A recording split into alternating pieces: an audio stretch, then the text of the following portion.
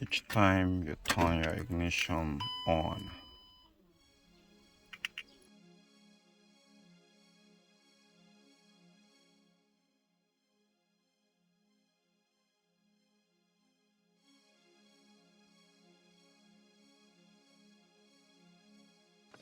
Hello guys, welcome back to my channel.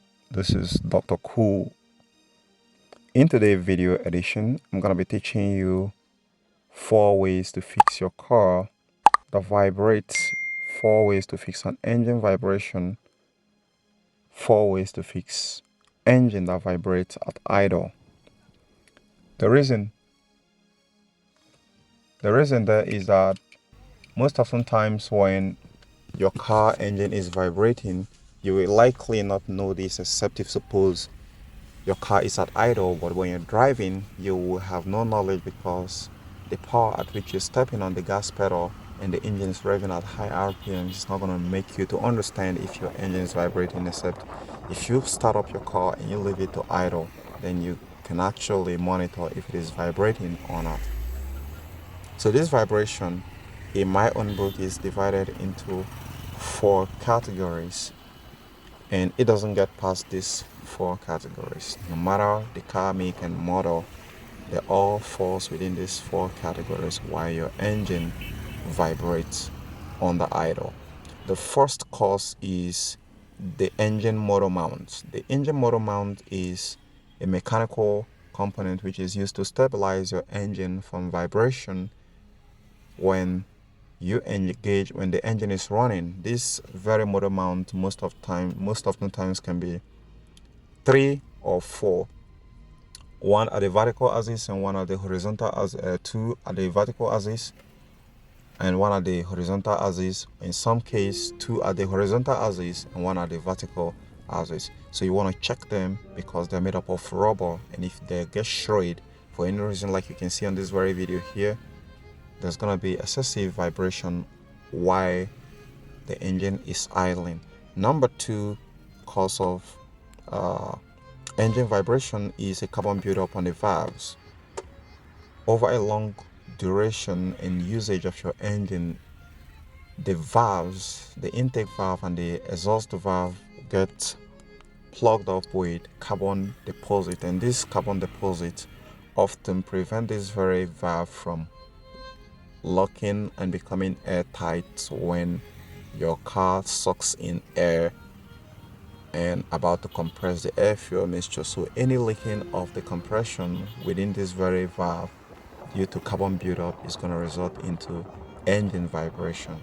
So this is why it is very imperative that if your car have reached up to 100,000 miles, you need to decarbonate your valve stem seals to allow them sit properly and become airtight, and your car is going to be having a smooth idle as much as engine smooth operation at idle. Number 3 cause of vibration at idle is fuel delivery. This fuel delivery can come from a clogged injectors, right? Bad fuel pump, bad fuel regulator, or leaking injectors. Any of them is unwelcome to the smooth operation of your engine and engine stabilization. But if there is some sort of hamper in the fuel delivery that actually delivering poor fuel, is going to cause a lean mixture, which is going to make the engine to vibrate and heat up. And if it supplies too much fuel due to a broken pressure regulator, fuel pressure regulator, then it's going to supply more fuel, and this is going to actually hit your injector fast and pour more fuel than necessary, maybe increasing the injector pulse width against the command of the ECM, and this is going to result into engine vibration.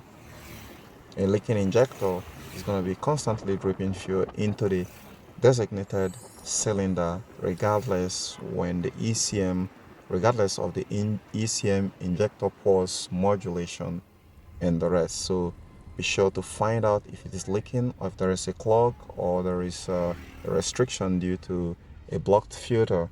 So in those cases, servicing your injectors is actually going to solve that problem simply.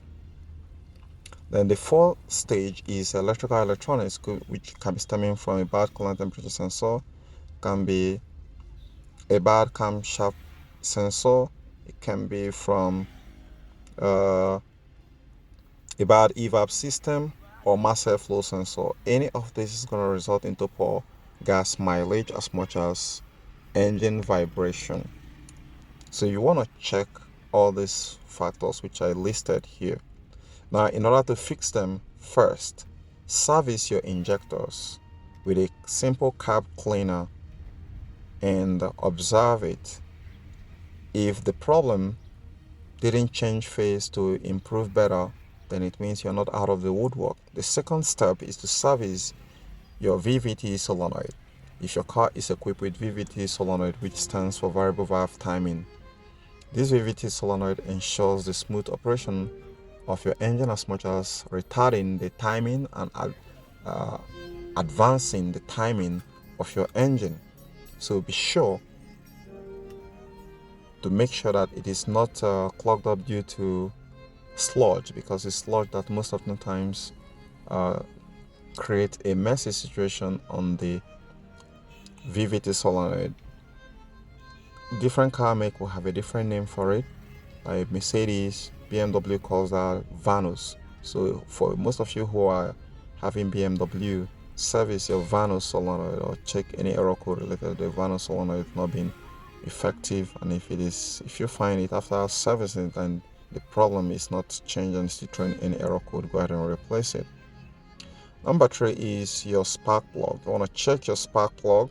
These are still within the electrical systems. If the spark plugs are worn out, they're not going to be producing a quality sparks. And where they do not provide a quality sparks, this is often going to be resulting into predetonation, which is going to be creating a vigorous shaking of your engine under idle. So be sure to have your spark plug replaced when you're trying to resolve a problem from engine vibration at idle. The fourth one which you need to check is the vibration accompanied with a poor throttle response or decreased engine performance. If the answer is yes, then you could be having an engine misfire, which is also having a check engine light. So check a trouble code relating to engine misfire or multiple cylinder misfire such as P0300 or P0301 down to P0308 depending on your engine configuration from 4-cylinder to cylinder 8. So you should be having P0301 down to 8. And if you find any of those, that is actually one of the major culprit of engine vibration while idling. Then number 5 way to solve an engine vibration is to clean up your throttle body. The throttle body in most cases is very sensitive to dirt because there is a lot of other components right there that the ECM uses to measure the amount of air going inside the engine. So clean it up using a cap cleaner, especially if there is no any EPC light. If suppose yours is a Volkswagen, but if not a Volkswagen, you're not going to be seeing any EPC light there. So clean it up, because when it gets dirty, you're going to be having a rough idle accompanied with a poor throttle response and engine vibration. So clean up your throttle body, and that is a easy thing to do, which most of the times when you see a carbon buildup inside your throttle body and you're on your way fixing an engine vibration. And be sure also to check your camshafts, make sure that they are not bad, your coolant temperature sensor, check your intake air filters, make sure they are not clogged, because if they are clogged, they're going to be restricting the air going inside your engine, and this is going to make the ECM to use more of fuel, resulting into poor gas mileage and smell of fuel gas, gasoline at your tailpipe, as much as black smoke and engine vibration too. Check your evap system, check your mass airflow sensor, check your map sensor. The reason why you want to check your map sensor is because most of the newer model map sensors and map sensors are encapsulated with an intake air temperature sensor, the AIAT sensor, intake air temperature sensor. And this very sensor, if it is on a fritz, your engine is going to be surging, serious surging and hiccuping. You're going to be having a surging idle as much as your engine. So if you find a MAF sensor error code right there, or map sensor, do not ignore it and feel that this is out of the context. No. So things I never told you before this very moment. When your engine is smooth and not vibrating while you start it at idle, it says a lot of things. It means that the engine is very healthy. It means that the electronics is also very sound. It means the mechanical components are also very sound, such as the valves. There is no carbon buildup. That's what it means. So that's why in most cases in Africa, when you want to buy a car, the first test which the person wants to subject your car into doing is to start the car and allow it to idle. That's the first one. The second one is to observe the engine and see how quiet it is, because how quiet it is shows that there is no carbon buildup, there is no sludge. And next, you want to rev the engine and see if it vibrates. If it vibrates on the throttle pedal, it means there is engine misfire, cylinder misfire. Then next, if it is not smooth like zing and it's making boo boo boo boo boo, it knows that there is a problem with the electronics, or the cylinder. There is a possible cylinder misfire that can stem from either a bad top cylinder head gasket, or a bad camshaft position sensor, a bad spark or ignition coil, and he will quickly start losing interest. So you want to check those things, because they are the basic things you need to check in your car while your car is actually having a engine vibration. When the engine is really vibrating, then you want to check also for any transmission issue, especially if your car is equipped with automatic transmission. Check for a third timing, a two-third timing. Check for vacuum leaks, especially the vacuum leak we're talking about here is between the intake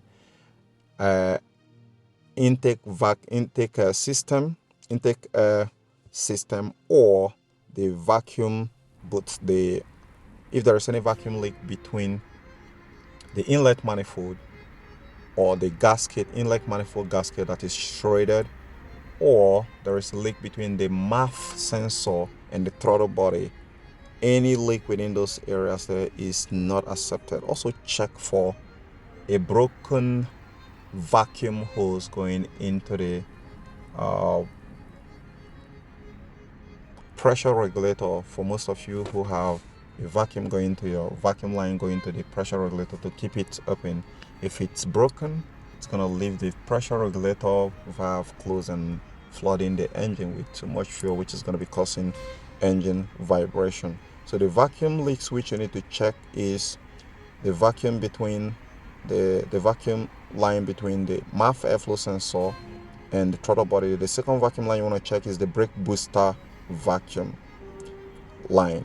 If there is a leak within the brake booster and the engine, because the brake booster uses the engine vacuum to stabilize your engine operation. So if there is a leak within the brake booster and the engine, your car is going to be vibrating, the engine is going to be vibrating excessively. So guys, check for clogged PCV, a bad PCV. This is very common with VW models, Jetta, Passat model, TSI model. They don't play with their PCV. It's not a very small piece of a PCV like that you find in Ford or Toyota. They have a big PCV, and if you have a shredded PCV, there's going to be excessive surging of engine and engine vibration. Now that you know how to solve an engine vibration on any car make and model, give this video a thumbs up as the list of things you can do to support my channel, and give this video subscribe to my channel, share this video with others. If you have any question, drop it in the comment section of this very video. I remain Dr. Cool to Fix. Bye for now. I'll catch you later on the next episode. See you.